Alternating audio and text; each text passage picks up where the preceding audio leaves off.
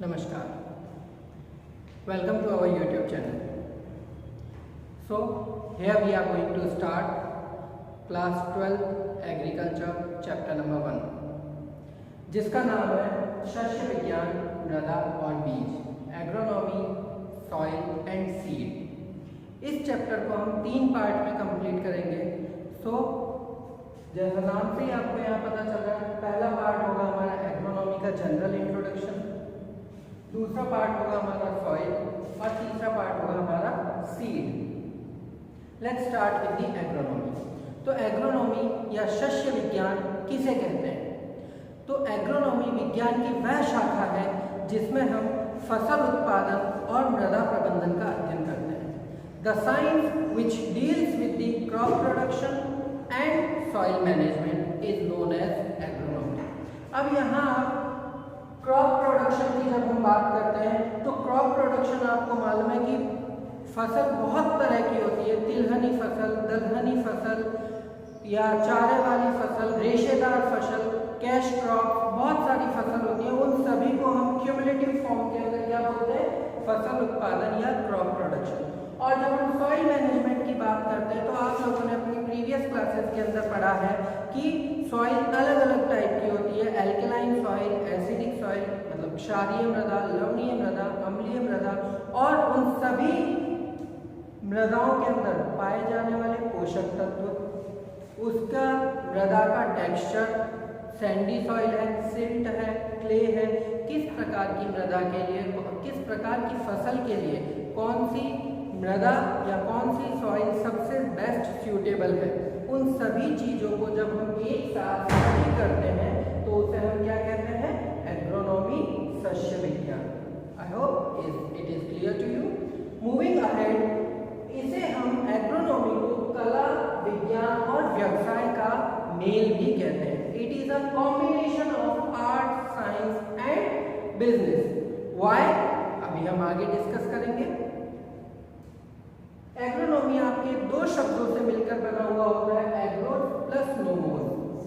Agarose का literal meaning होता है फील्ड, मैदान, और नोमोस का मतलब होता है प्रबंधन, मैनेजमेंट। आप लोगों ने 11th क्लास के अंदर जो फर्स्ट चैप्टर था वहाँ थोड़ा हिस्टोरिकल एस्पेक्ट आपने पढ़ा था कि सबसे पहले एग्रीकल्चर प्रोडक्शन कहाँ हुआ था, खेती करना किस तरीके से शुरू हुआ था।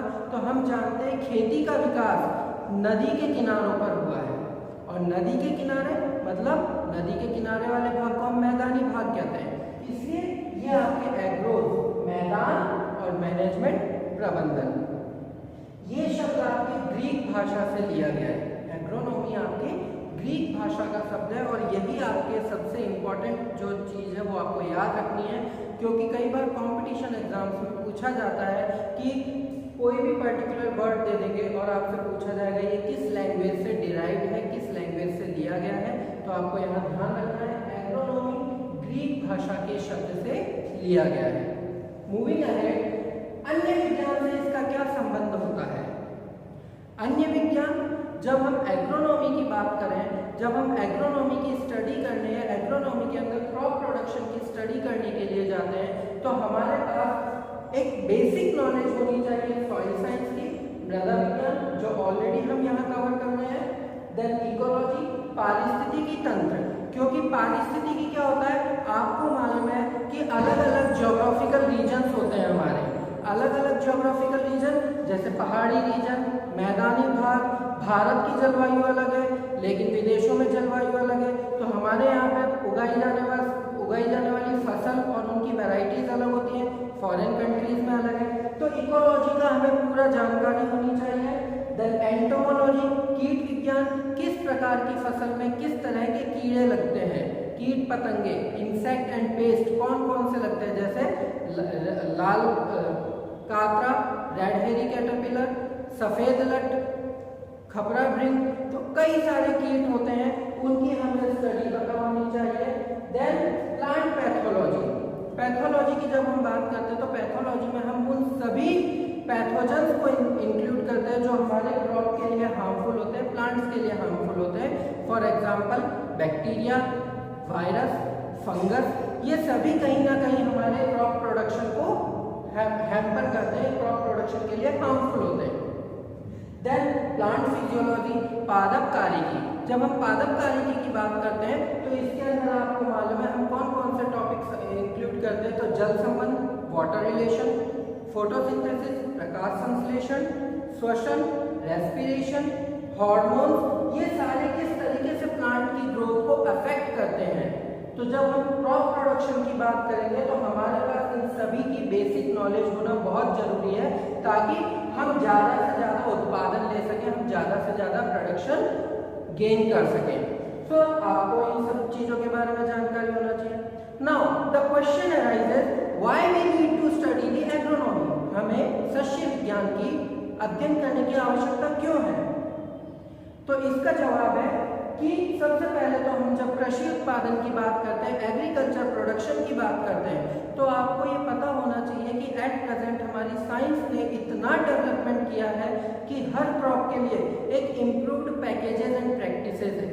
साइंटिस्ट ने, वैज्ञानिकों ने हर क्रॉप के लिए किस तरीके से हम उसको बेस्ट प्रोडक्शन उसमें से निकाल सकते हैं, उसके लिए उन्नत शस्य विधियों का विकास किया है, जहां हर चीज डिटरमाइन की है कि किसी क्रॉप के लिए कौन सी सॉइल होनी चाहिए, कितना पीएच होना चाहिए, कितना वाटर देना है, कितना एनपीके देना है, वो सब उन्होंने एक स्टैंडर्ड डिफाइन कर रखा है। तो आपको जब हम क्रॉप प्रोडक्शन की बात करते हैं तो हाईएस्ट प्रोडक्शन, हायर प्रोडक्शन के लिए हमारे पास पता होना चाहिए टिलेज हम कैसे करें, भू परिष्करण, एक हम करते हैं फसल उगाने से पहले, एक हम करते हैं बीच बीच में वीड्स को रिमूव करने के लिए।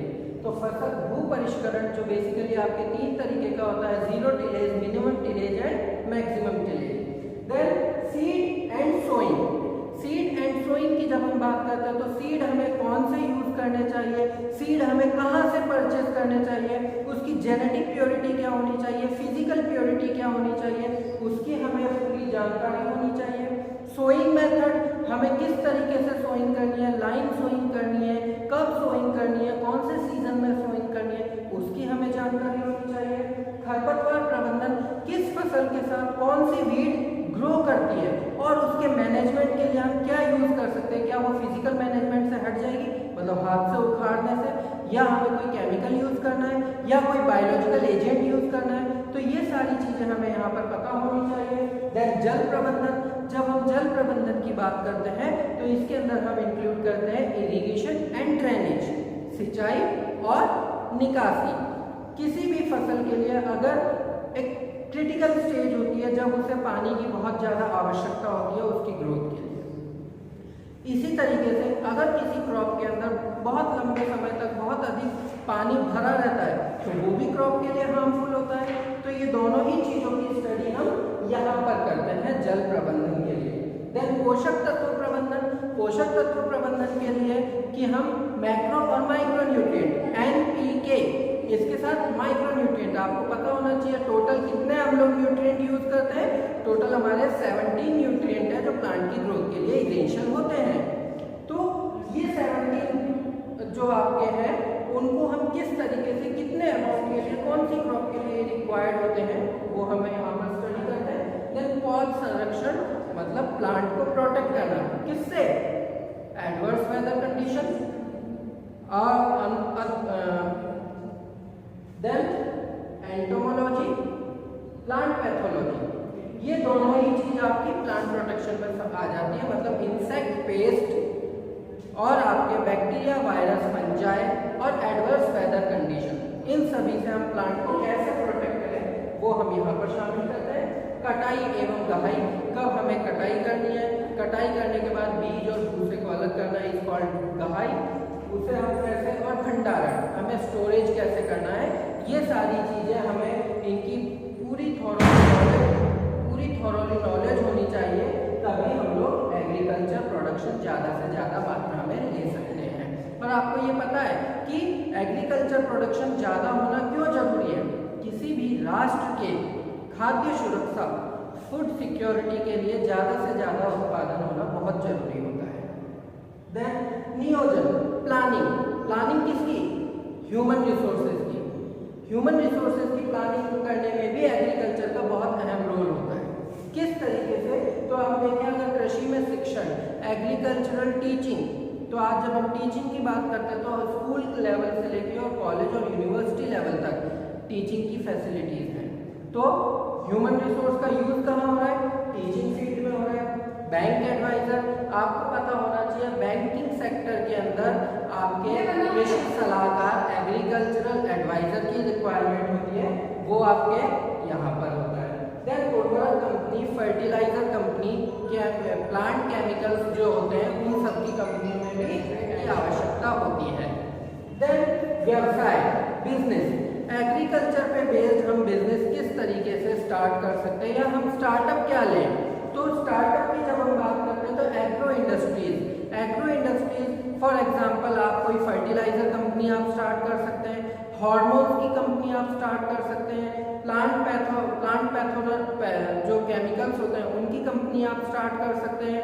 या अगर हम सिंपलेस्ट लेवल पे देखें तो आपको मालूम है जब आप मार्केट में जाते हैं तो आपको कई सारी खाद बीज भंडार दिखाई देते हैं, तो आप खाद बीज भंडार की एजेंसी भी स्टार्ट कर सकते हैं। Then agricultural chemicals and sale purchase of agricultural product. Ultimate aim क्या है हमारे प्रोडक्शन का? हमारी खाद्य सुरक्षा और बचा हुआ जितना सरप्लस होता है उसे हम मार्केट में सेल कर देते हैं ताकि हमारी अर्निंग हो सके। तो sale purchase of agricultural product. Then उद्योगों में ये किस तरीके से होता है? तो एग्रीकल्चर कई सारे उद्योगों के लिए कच्चे माल का भी काम करता है। ये कच्चा माल रॉ मटेरियल प्रोवाइड करता है। किस तरीके से? So let's see some examples. जैसे हम डेयरी इंडस्ट्री की अगर हम बात करें तो डेयरी इंडस्ट्री दैट मीन्स गाय और भैंस। गाय भैंस के लिए चारे की आवश्यकता होती है, तो फॉडर क्रॉप, बरसीम, रिजका ये हमारे कहाँ आ गए? एग्रीकल्चरल सेक्टर में आ गए।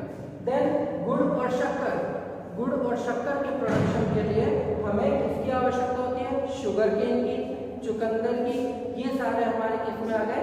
एग्रीकल्चरल सेक्टर में आ गए। वस्त्र उद्योग की अगर हम बात करें, कपड़े, तो कपड़े हमारे किससे बन रहे हैं? कॉटन से बनते हैं, और कॉटन आपके अगेन एग्रीकल्चरल सेक्टर है। इसी तरीके से बीड़ी और सिगरेट इंडस्ट्रीज हैं, तो बीड़ी और सिगरेट इंडस्ट्रीज के लिए तंबाकू की जरूरत होती है, टोबैको प्रोडक्ट है ये, तो टोबैको हमारा क्या हो गया? एग्रीकल्चरल सेक्टर हो गया। इसी तरीके से हमारे घरों में जो किचन के अंदर मसाला होता है, मसाले कहाँ से आते हैं? एग्रीकल्चर से। धनिया, मिर्च, ये सब हमें एग्रीकल्चर से मिलता है। या एक और बात करें हम तो हर्बल कंपनीज जो है मेडिसिन की, उनके हर्बल कंपनीज जैसे अश्वगंधा या फिर आपके सफ़ेद मूसली, ये सब आपके कहाँ से आ रहे हैं? एग्रीकल्चरल सेक्टर से आ रहे हैं। तो इस तरीके से ओवरऑल अगर हम देखें तो एक लाइन में कहा जा सकता है किसी भी देश के विकास का मुख्य आधार क्या है?